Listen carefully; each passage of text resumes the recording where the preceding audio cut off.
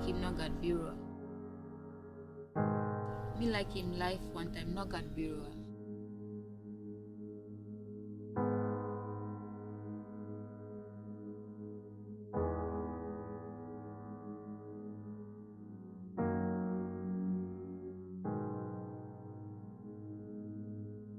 Markets are fundamental because people have to have places where they are allowed to vend. But most markets are very much neglected by all levels of government, and that is a big problem. For women, they're essential because it's where they can hopefully go in a safe environment.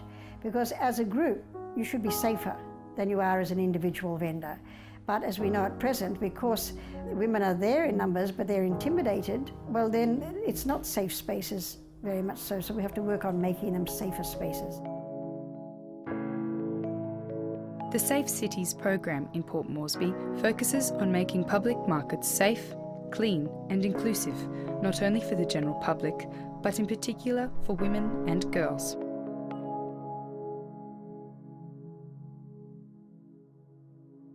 Markets play a big role in actually creating a gateway opportunity to people from Central Province and people from within National Capital District, actually people who cultivate their land and people who wants to bring their produce to the market. Those markets are the only source of area where they can always can bring their goods to make money and also service the entire community that surrounds that very market. Markets are a mess, we know, in Papua New Guinea in general. Some areas they're better than others, but in general I would say they're a mess. UN Women identified the importance of implementing strategies in the markets due to the high violence rates and unsanitary conditions. In March 2012, the Safe Cities program's implementation began in Gerahu Market. Gerahu Market was prioritised as the first intervention site that we would go to because of the severity of violence that was occurring, especially to women and girls. The problem that we have encountered at Gerahu Market, we have problem in our public toilets.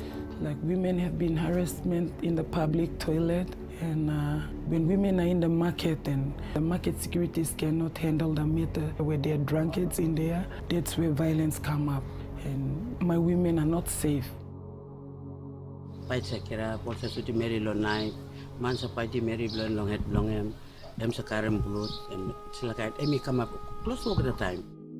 Safe Cities team began implementing some basic managerial changes.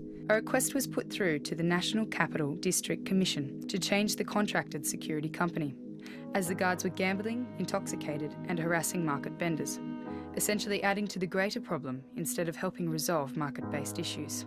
Following this, refurbishment plans were developed to address the issues that were allowing this environment of violence and lawlessness to prevail.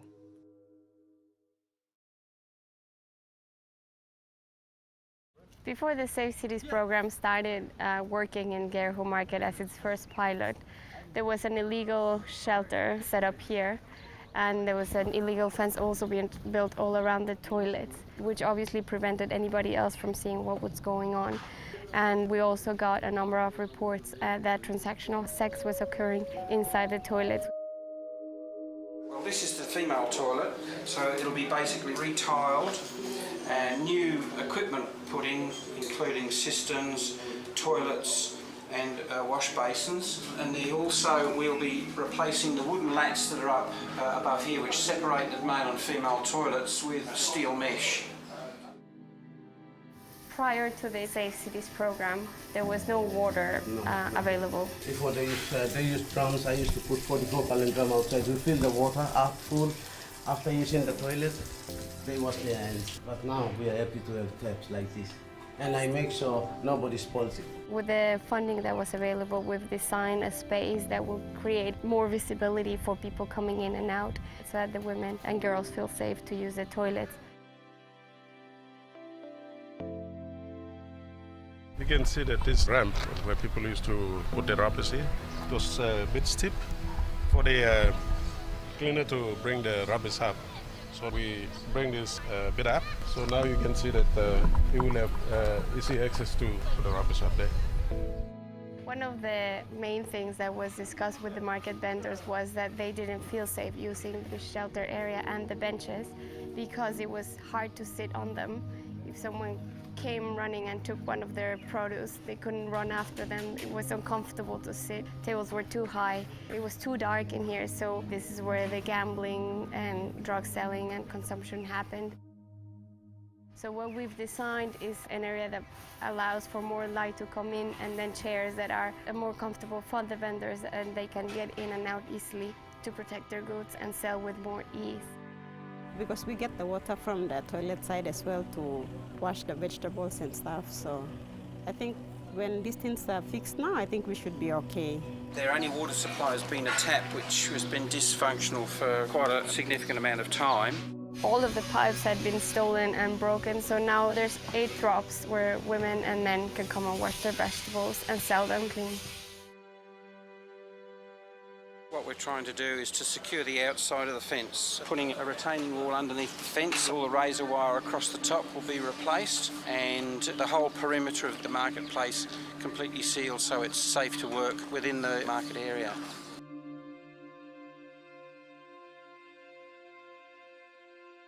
Suppose you go to Vanuatu, suppose you go to Solomon Islands, suppose you go to Fiji, all married by sitting down, have a mask, smile, Salimon Saniblonia, all Papua New Guinea Nogate.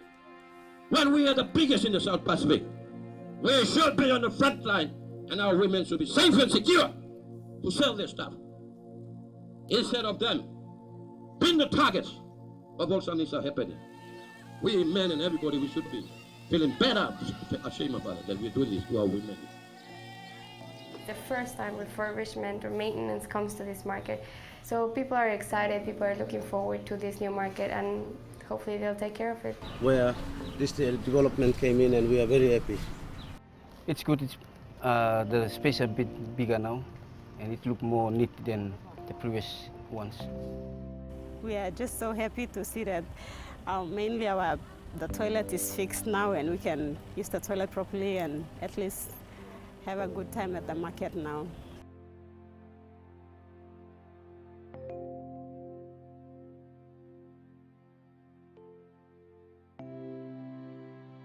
UN Women have been work inside law partnership one time.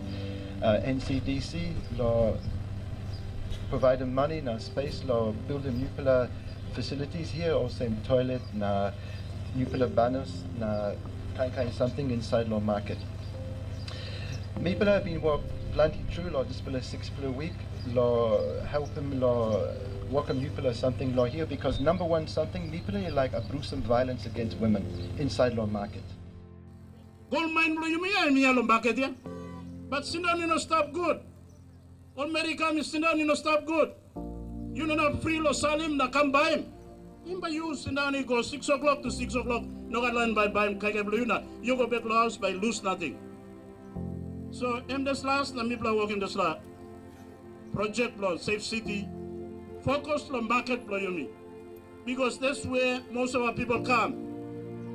That's where most of our people blow you me inside the city working money. That's where most area where on Bama come now we got space. Only like working lig money lig lo supporting Papa na giving lig income or more income lo family. Markets aren't just a place for economic exchange and for people to make money. They're a central part of the life of a city and they add colour and character and should be fun places to be. So that's why we strongly support this program, and we really look forward to seeing it roll out across the city and helping to turn Port Moresby into the great city that it really deserves to be.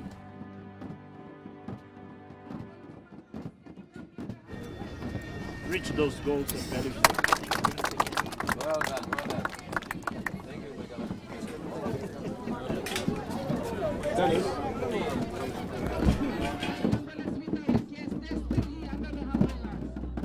Safe Cities interventions will be rolled out in Gordon's Market in 2013 in order to start addressing the issues of violence and sanitation. Because Gordon's Market is such a really good market for vegetables and a good opportunity for business, but right now we don't feel safe. You can actually feel that they're going to hold you up. They just come up to you, touch your body, they even touch your breast, just walk because it's so overcrowded too. Some they take advantage of older people, but mostly it's girls and women that they target because they're the most vulnerable.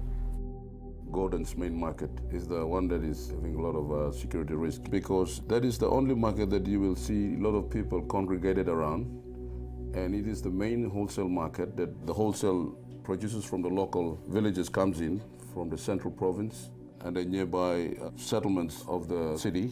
They come in to sell their current produce. The only ground or space left for gardening is the higher grounds, like it's going up to the hillside where it's getting too far and we cannot go there anymore to do gardening. So we have to go to Gordon's market. That's where all the goods from the villages, central province, they bring their goods from the village and they come and sell in bags, and we have to buy them from there. In October of 2012, Safe Cities planned for a small food fair at Gordon's Market. The purpose behind the fair was to reveal to the market users the intrinsic links between consumption of local produce, access to economic resources, and the hindering factors that limit people's access to these, such as sexual violence, ethnic conflict, as well as poor hygiene and sanitation.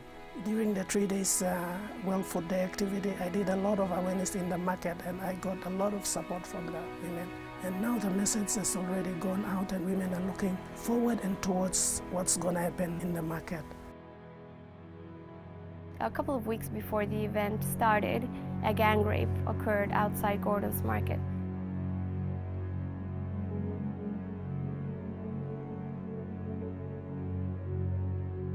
At Gordon's Market, I saw a woman was walking, and we to the market to do shopping, buy vegetables and these fruits from the market, and they just grabbed along, get all these bags and all these things, and instantly raped her at the street. Men were surrounding her, and it was the worst thing I'd ever seen in my eyes. A number of people have reported being witnesses of it, and nobody did anything. I didn't do anything. I got nothing to do because I got no option. They were drunk, they were armed with knives, small knives, and these things. I've received reports from the community after World Food Day events of a gang rape of a young girl inside the market at the kiosks. So I was in there. I had to stop it, but I couldn't. I tried, but didn't happen. They had to really bash the girl out and touch her and really spoil her. The police denies that the gang rape of this woman happened, and they said that she was just stripped. So whether this was a stripping or a gang rape of a woman, no woman should be experiencing this type of violence in their homes or in the public space. A number of interventions are yet to be designed to address issues of violence against women and girls. Tax collection in the markets attributes to this violence and leads to loss of income and disputes in the marketplace. Yeah, market mi place I can buy money na come inside it. So toilet mi place I go buy money na mi place toilet. One kina lo sem one pla round mi place go inside lo toilet. Two round em two kina mi place buy mi place make em all sem. Na ino sa good pla. Ose mi place buy gate na mi place come inside so get something ose mi place mas one me. No one else apart from NCDC to collect tax. That's illegal. If they happen to come around here, advise me. I'll get the police to come and arrest the guy because he's stealing. Umbla kam kisim go narapla tax collector kam kisim. So we some time we me pla karim big pla kai kai milika me pla in big pla lo kai kai. Rice nothing fish ball bring do me pla. Sometimes when we bring little outside this stepping market do me pla. Because there's too many tax collectors in here. We me pla say kuliama mas to mas. A bill pay system linked to a mobile wallet will be developed so that market vendors can pay their market fees via their phone. This will reduce the risk of vendors being robbed, abused and asked for fees illegally. The government will then obtain the revenue generated and maintain existing infrastructure and market services to ensure a clean and safe environment for all individuals concerned. We have focused within the market area, that is the formal sector. But we also have the informal sector outside the market. This is where a lot of violence is happening. And we need to focus on that area as well. Given the population growth of PNG, obviously you would have to look at other alternative sources of employment generation and income generation. to be able to ensure that everyone benefits from whatever the economic spin-offs. Because if that's not in place, you would find that only few people will be benefiting through the formal sector, while the rest of the population will be just basically left behind. And that can be very catastrophic for a country like PNG, where people will start, getting into law and order and all sorts of activities might come about. There are other major challenges with the informal economy that have an impact on the program's ability to address issues of violence, inclusivity, health and sanitation. The sale of betel nut, for example, is the fastest revenue-generating activity in the capital city and provides a living to entire families across Papua New Guinea. However, the environment associated with the sale of the betel nut has been identified as a significant social and environmental challenge. We block at boy market outside, street sales outside time, and some violence happen anytime. Anytime. But now I'm not at market outside so, and safe now lo mama lo sirang lo market na ban bag laos. The National Capital District is implementing regulations to prohibit and limit the amount of betel nut selling in general marketplaces, aiming to make them exclusively for fresh produce and seafood. Mibla sampla planti mere mibla sa live long boy nanda na sabos mibla rausi mogra mol mibla movie mol kage lan tasol ol boys mibla ne bambla xe mibla no wog lan na mibla za extreme strong lo boy nanda mibla live long dis la mibla salim boy na extreme prophet len bam school bi na mibla rendi mouse na planti something mibla live long dis la boy nanda so sabos mibla rausi mibla bambla bagowe. We have 3 designated places for the betel nut vendors. One is at Tokora Market, one is at Hola Market, and one is at Bonatuna Market. We always advise those vendors anywhere around the city that you have to go to those areas and do your betel nut sale. The selling of betel nut leads to a number of issues in regards to sanitation, health and safety due to people expectorating and dumping associated waste in the streets, leaving stains and spreading a number of diseases, in particular tuberculosis. All the rubbish at marketplace must be minimized because the rubbish are piling up every day from vendors. The more we leave the rubbish overnight, the next day it's still going to continue piling up again. So I want to make sure that every day the rubbish must be collected from the market. Hi, brother, you tell them our village is much cleaner than this city. Very true. Just tell them. Very true. That's the information I'm giving. This is one of the vendors coming from the village. He's just saying the village is much more cleaner than the urban market or urban car park. The prevention of rubbish proliferation and issues around social behaviour across the city and in the markets starts with civic education. It is widely recognised that many citizens lack a sense of social responsibility. They do not feel it essential to pick up their waste, look after public spaces or respect their peers, in particular women and girls. We come to a time where this line go line with me salim boy so. Even you plus sample line 2, save kilim you plus. Kind 2 degree, 3 degree, PhD kind. You plus round the fancy car you plus na. Come the bus stop junction or traffic light. When the glass go down, na speed go out. Throw my skin out. Coca-Cola to go out. You plus me same lo you plus ya. You must lead by example to all the educated people here in the city.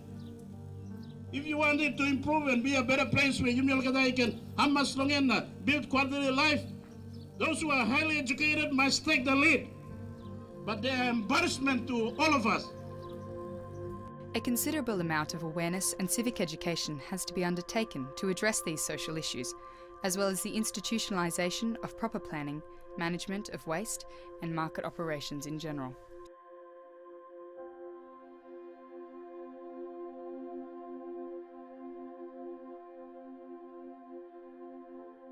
Through ongoing education and awareness and a combined community effort, Safe Cities strives to teach community members the importance of taking care of their public places, picking up their rubbish and respecting others.